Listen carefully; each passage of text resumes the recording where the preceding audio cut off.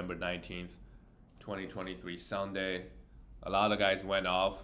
They would have helped you win the matchup. A lot of the times, if guys go off on Monday, you don't feel as much. But it feels really good when a guy goes on Sunday and helps you win that week. So let's get into it. The Sixers beat the Brooklyn Nets. Not much to talk about, to be honest. This is a blowout, right? On the Sixers, everybody did their thing. With Harden out, Maxey and Melton, they're going to be huge. I mean, Embiid is huge regardless. And Tobias Harris struggled a little bit, but he's going to be also fine. But outside of those four, right? Batum, how many minutes, game to game, you don't know. What's the minute like? How many minutes are they getting? And KJ Martin is actually on this team. That's interesting. Mo Bamba is on this team. Okay. For the Brooklyn Nets, again, everybody had a bad game. Cameron Johnson, just horrible. Horrible shooting night. These guys, he's not ranked. I think he's also still a roster. You need to roster him because he should get enough shots and threes on this team. But so far has been very disappointing. Claxton has been in and out of the lineup. I would also say he's a little bit disappointing. Mikal Bridges is disappointing.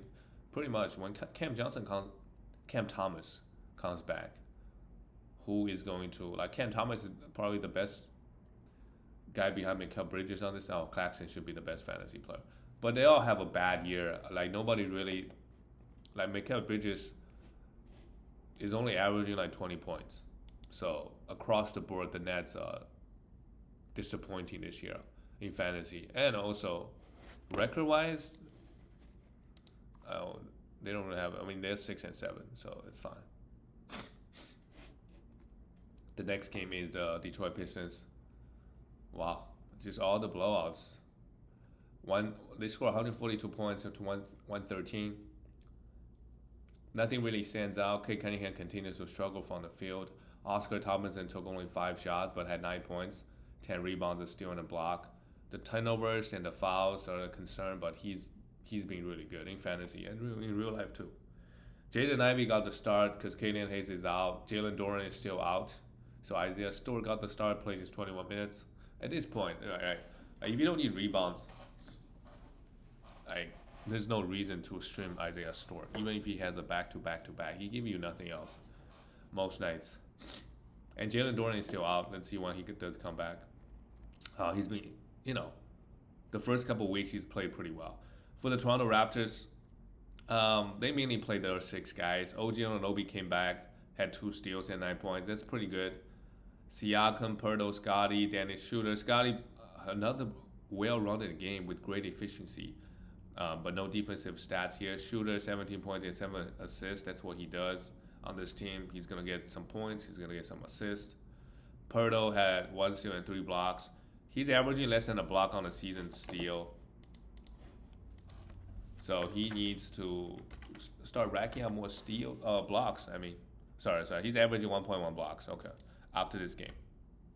So not bad. He's a must roster, 80th ranked player. But the concerning part is he's only playing 25 minutes a night, 25, 26. So a lot of the games, just like a lot of other big men, they don't close games or for a stretch of the time. The other team goes small, right? You just pull out Pirtle. All right, let's go to Ron Harper Jr. Is this guy the son of Ron Harper? Interesting. All right, the next game is Orlando Magic beat the Indiana Pacers 128-116. Gogo Badaze still getting the minutes. If you need blocks, he's the guy. Go pick him up. Jalen Suggs only played 17 minutes, while Cole Anthony played 24. I would still keep Jalen Suggs. He's a team best. Well, not team best. He's a plus 20. He's 17 minutes. I wonder it's also because it's a blowout. Yeah, it's a blowout. Tyrese only played. All right, the first 3 games are the blowouts. The 4th game is also blowout. The 5th game until the Phoenix game. Wow. So 3 close games last night. Everything else is a blowout. So nobody really popped off. Pablo Pinheiro finally had a decent game from the field and from the free throw line, 24 points. Fred Wagner, right? Yeah. For the Pacers, because of the blowout, Tyrese Halliburton was a minus 30. Really rough game here, but he's being a beast. He'll bounce back. Bruce Brown. Miles Turner. How is he doing this year? He's averaging just 26 points. That's a concerning part. 26 minutes, sorry. But he's averaging 1.8 blocks. That I do expect that number to go up. And 0.6 steals, like those numbers should go up. So I'm just gonna be patient with him. If anybody get ever frustrated, try to buy low on Miles Turner. Buddy Hield, now he's a drop. Plays just 15 minutes. Benedict Mathurin though, I'll keep an eye on him. He fouled out, but if he's starting getting 30 minutes, he might be fantasy relevant because the volume of free throw he's getting. Right, he's a pretty good free throw shooter. He can give you some points and threes as well. So I would look to add him because it looks like Buddy Hield is not getting the minutes. Let's go to the next game. Another blowout. Surprisingly, Denver Nuggets. Looks like another blowout because Jokic's minutes, he wasn't in foul trouble. Plays his 28, but still had 18 points, 10 rebounds, 7 assists, a steal and block. That's pretty good. KCP, if you need points and threes and steals, he is the guy. Right? He's also usually fairly efficient. Aaron Gordon and Michael Porter Jr. just kind of did their thing. Aaron Gordon did a bit of everything. 1 steal and 2 blocks. All right, what are these wings rankings on the season? For Aaron Gordon on the season, he's averaging, 86 ranked player. That sounds like where he is. Shooting just 52% from the free throw line. So if that goes up, he could be a top 70 player. And Michael Porter Jr. Okay, his ranking is pretty high. 51st. He should be a top 50 player, to be honest. One big thing in 9 category leagues is that he doesn't turn the ball over at all. He's making a lot of threes. 70 points and 3 threes with 8 rebounds. I do expect the steals and blocks to go up a little bit more. But overall, no surprise here. He's just putting up the same numbers he always put up. And can he stay healthy? With Jamal Murray out, he should have a pretty good scoring boost. But we haven't seen that. For the Cleveland Cavaliers, Max Strus continues to play well. He's a must roster at the moment. Maybe for the rest of the season, right? The minutes is there. He makes a lot of threes. Darius Garland with Donovan out. 26 points, 6 assists, a steal and a block. Not, good, but with Donovan, I thought he would have even a higher usage. That's not the case here. Mobley and Jared Allen, 2 blocks for Mobley. That's pretty good. Allen, no blocks. Just 5 rebounds. Yeah, I mean, Allen's a team best plus 42. But those guys playing with each other, sometimes they take each other's rebounds away. Sometimes, they block. Only one guy's going to be in the paint. So the other guy lose out some blocking opportunities. All right. The next game is the Sacramento Kings beat the Dallas Mavericks 129-113. Wow. This is a great win for the Kings. Going to Dallas and beat them the way they did. And, of course, De'Aaron Fox. De'Aaron Fox is really good. 30 points, 6 threes. 6 3, that's huge. 7 assists with 3 steals. While Sabonis, 13 for 15 from the field, that's absolutely huge. He might help a lot of fantasy owners to win field goals. 13 rebounds, 6 assists. And Keegan Murray added 2 threes, a bit everything else. Chris Duarte started. What? They started Chris Duarte because Kevin Huerter was out. Okay. If Kevin Huerter continues to be out, Duarte is a guy that maybe you could look to stream because the Kings do score a lot of points, a lot of possessions. So he will get some shots up. 13 points, 8 rebounds is not bad with 3 threes, even though he only took 8 shots. For the Dallas Mavericks, Luka, after the hot season start, he cooled off quite a bit the last couple games. 25 points, 10 rebounds, 7 assists with 3 steals is nice. And Kyrie, 23 points, just pretty mediocre for Kyrie. Derek Lively added 9 rebounds, 5 of them being offensive. Yeah, I think he's a guy that we can own. But a lot of the games, he's not going to play 29 minutes. Sometimes just 18, 19, or 20 minutes. That's the problem. And a lot of his value would really depend on getting the defensive stats. Right? He's going to get some feed from Luka and Kyrie, grab some rebounds, we know that. But the blocks is going to swing his rankings the most. He added 2 here, so that's pretty good. Grant Williams plays his 20, while Tim Hardaway Jr. plays his 27 minutes. because the game wasn't really close. So a lot of the minutes were quite low. And the Mavericks, they really rely on Kyrie and Luka. So those guys are getting huge minutes no matter what. The next game is kind of wild. The Phoenix Suns beat the Utah Jazz 140-137. And KD, wow. The high minutes is a concern, I think, down the season. 46 minutes here, 39 points. I mean, KD's great. 39 points, 4 threes, 10 assists, 8 rebounds, 2 steals, and 2 blocks. Not much else to say. Had 7 turnovers, but what a game from KD. But just give him such high minutes. Is he going to run out of gas in the playoffs? Even? I don't know.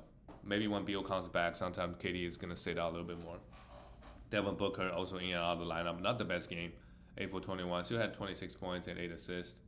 Grayson Allen hit 3 threes. That's not bad. He's a 3-point streamer. That's all he is. And Yusuf Nurkic, also a huge game. When a team scores 140 points and goes to double overtime, all the starters put up some numbers. Right? Eric Gordon, 2 steals and 2 blocks, 6 assists, 5 rebounds, 5 threes, 20 points. What a game from him as well. So all the guys played pretty well for the Phoenix Suns, the starters at least. We look at Utah Jazz. Ocha Abaji. He played 34 minutes. Is he fantasy relevant? Is he? Oche. He's not. But this game he did get 34 minutes, but consider this is double OT. So if it wasn't for double OT, maybe 27, 28. Is he a great fantasy player? I have no idea. He was a minus 14. Lauri Markkanen played 50 minutes. 38 points, 17 rebounds, 2 steals, 1 block. Yeah. And Walker Kessler has been very disappointing. I would buy low on him. He's out this game. So they started John Collins, added 2 steals and a block, 12 rebounds. But Walker Kessler should be a beast, I think. So I would try to buy low, especially if you're pounding threes and free throws. He's really, really good. His blocks, he can carry you blocks just by himself. I think last year in the second half, he blocked just as many shots as Jaren Jackson Jr. Jordan Clarkson took 23 shots, just get 22 points.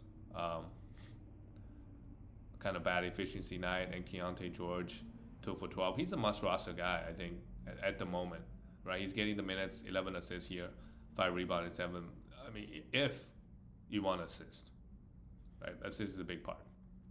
If you don't need assist, he's probably not that useful. The next game is a close one. The Grizzlies, it was close. 102-100 for the Celtics. Porzingis got his easy 26 points, 9 for 13. Porzingis is really good this year. Had 6 blocks as well. Porzingis' rank is 18th ranked player. This is where he is pretty much every year. He's going to give you around 20 points, 8 rebounds, right? Close to 2 blocks. But this year, one big difference is he's shooting 56% from the field. So his efficiency really went up, right? Because playing on this team, obviously. It's a well-balanced attack from all the guys. Jason Tatum had 20 points, Jaylen Brown, and they all chipped in rebounds, assists, steals, and blocks. This is good for the Celtics. And Jrue Holiday had 7 points and 4 assists and 6 rebounds. The minutes is there, but just no steals or blocks for Jrue. So that's somewhat disappointing. And Derrick White had 2 threes and 10 points. Okay. And Sam Hauser came in and hit 5 threes. He's a 3-point streamer. He can make a lot of threes. So this team, they got every piece to win. Pretty promising. At least that's what it looks like in the regular season. In the playoffs, maybe they freeze up because they don't really have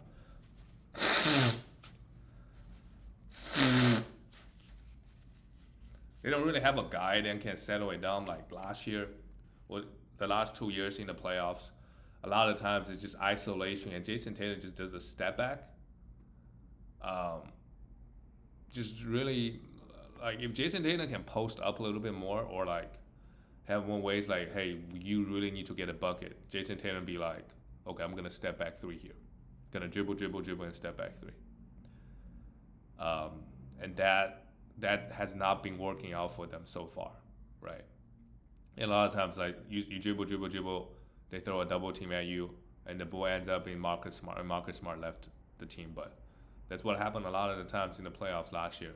Is they double a certain guy, and then Marcus Smart is going to shoot. a wide open shot, and then you live and die by Marcus Smart's threes. Let's see what happened this year. Drew Holiday is supposed to do some of the ball handling and set up, or run certain plays late in the in late game situation. I haven't really watched a lot of Celtics games, but in the regular season, yeah, I mean they're looking great. 11-2, they won 6 straight. For the Grizzlies, Jerry Jackson Jr. struggled from the field. Desmond Bain took 27 shots, and Santi Aldama. Santi Aldama is a must-roster player. With all the things that's going on right now, he needs to be rostered. Took 27. That tells you a lot. 28 points, 12 rebounds, 6 assists, and 2 steals. Let's go grab him. And Desmond Bain also 30 points. Ja is going to be back next month. Maybe we have another month left. So enjoy Desmond Bain. High usage. But maybe Ja's return helping, because there's a lot of usage on this team, right? John Conchar played 26 minutes. That's somewhat disappointing. And we're still going to roll with Bismack Biyombo, though. He had 5 fouls. Otherwise, he would have played close to 30. All right. Oh, my God. The Oklahoma City Thunder is good. They're coming. They are right now second in the West. They won 5 straight. Look at Shea's face. Easy win. Shea Gilgeous just in 22 minutes. Okay. 28 points. Just amazing. I mean, Portland, their defense is just... And Chet Holmgren went 6 for 6 also. Yeah. They shot 60% as a team and 60% from 3. Obviously, it's a good night shooting night for OKC, but wow, they're really good. Josh Giddey continues to be disappointing. He had 4 turnovers. And this game, Jalen Williams was out, so Cason Wallace came in, played 20. I don't think it's anything serious, so Jalen should be back next game. But yeah, what a beatdown. That's to be expected, I guess. And then for the Blazers, not much to talk about. DeAndre Ayton, is he actually better than last year? He was ranked pretty high. He's averaging just 12 points, man. I think his scoring average went down on this team. 11 rebounds is good. 1.5 steals is what stands out.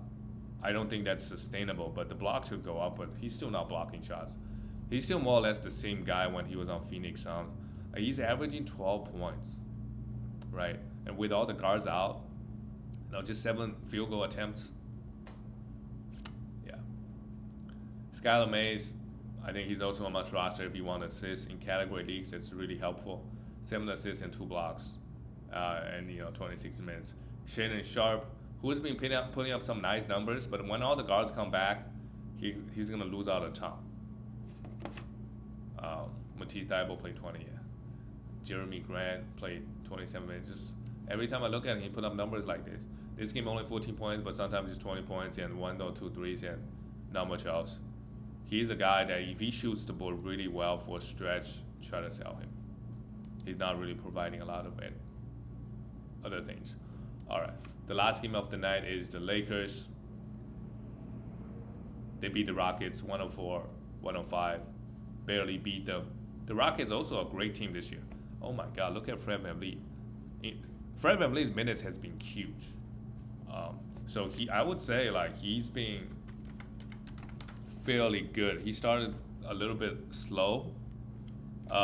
Still just a 50th ranked player. One big reason is he's averaging 0.6 steals. He should be giving you 1.5. If he's averaging 1.5, he's already top 30. So that's a big thing. He had 1 steal here, and then he doesn't really get a lot of, everything else is pretty much the same. He's hitting 3, he's scoring, he's getting assists. Jalen Green also struggled a little bit, 9 points. He's really up and down, Jalen Green. In the playoffs, if you don't need points and threes, he's a guy you could just drop and move on, because he's hurting you in a lot of other categories. And look at Emprun Şengün. Is he the best fantasy player on this team? Better than Fred VanVleet? Even though he's really bad at free throw shooter? Yeah, he is better. He's shooting 63% from the free throw line, but he's averaging 20 points actually. Wow. 8.43 rebounds, 5.7 assists. That's a lot of assists. 0.5 blocks just. So the steals and blocks could actually go up. I'm surprised under the new coach Udoka. because he's supposed to be defensive-minded coach, but the team is not getting a lot of defensive stats. Maybe that will change. Jabari Smith Jr., Tari Eason is a great fantasy player, but he just gets under 20 minutes a night. He's also horrible here. Dylan Brooks played 40 minutes, had a decent game. If you're looking for points, threes, and he's getting the defensive stats at least, he's a guy that you could have. But you want to pound field goals with him. If you're not pounding field goals, that would be kind of tough. 13.7 points and 2 threes and 1.4 steals. So those three categories all seem fine. Wait a minute, he's shooting 51% from the field this year? Okay, that's really surprising. So maybe he's worth rostering. Depending on what you need. If you need some steals, some threes, some points, yeah, he's a guy. It's fine to have him. On the Lakers side, AD and LeBron both went off. LeBron, at this age, continues to do it. 37 points, 2 threes, 8 assists, 3 I mean, just everything else. And AD, another great game. 11 for 15 from the field is amazing. He's also been blocking a lot of shots. He is the number 3 ranked player, averaging 3.3 blocks. Shea is still number 1 because he's just so good. Torian Prince, 1 for 11. It doesn't matter. They end up winning by 1. D'Lo, there's some trade rumors, right? He played horrible here. If D'Lo gets traded, if Zach LaVine comes, I think Zach LaVine is a really great fit. The Lakers need some scoring, right? More efficient scorers. D'Lo is not really that guy, to be honest. As we can see, he's really hot and cold. Places 24 here. Yeah, not much to talk about for the Lakers squad. What's their record, by the way? I'm just curious. They're 8-6. Okay, they're really good at home. 6-1.